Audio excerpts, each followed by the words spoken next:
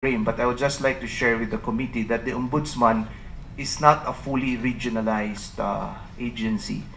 We only have we have a main office in Quezon City, one in Cebu, and one in Davao. We have smaller regional office in Tacloban, Iloilo, and Cagayan, but we are not in the other areas. That's why one thing to consider by the committee is the proposal by Senator Osmeña, because Senator Osmeña's proposal is for the courts to be the appeal body. That may also be considered by the committee, because if we are to have a full freedom of information regime, we may want to give everybody full access. And if I may just quickly take off from what Senator Angara mentioned, because under the proposed draft bills, I think most of the proposed draft bills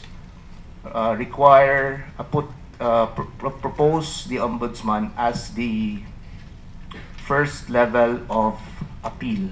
In fact, there is an option. Rather than appealing to the head of the agency, you can go directly to the Ombudsman.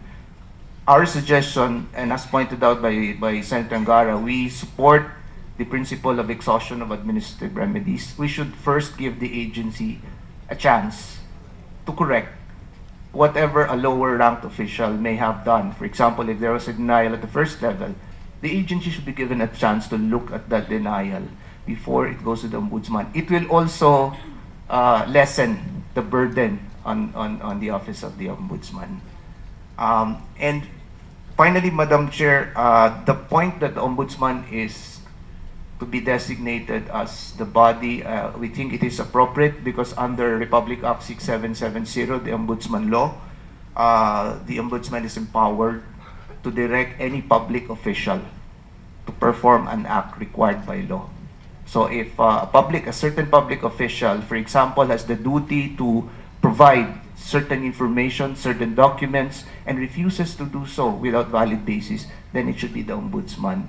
Even under existing law, that should be the body that will enforce that. Thank you, Madam Chair. Thank you, sir. You're right about the apprehensions with the deluge of requests, especially if you have an FOI responsibility now. The desk is certainly one of the things that's part of the provision, but also they can go directly to the courts. So the regional concern is also addressed there, but I see your point that we need to stress it very clearly that they can also go directly to the courts and not just to the Ombudsman. The senators will agree. Let us have our last resource speaker, and if we have any time left for more questions. From the representative of the National Union of Philippine Journalists, Mr. Alwin Alburo.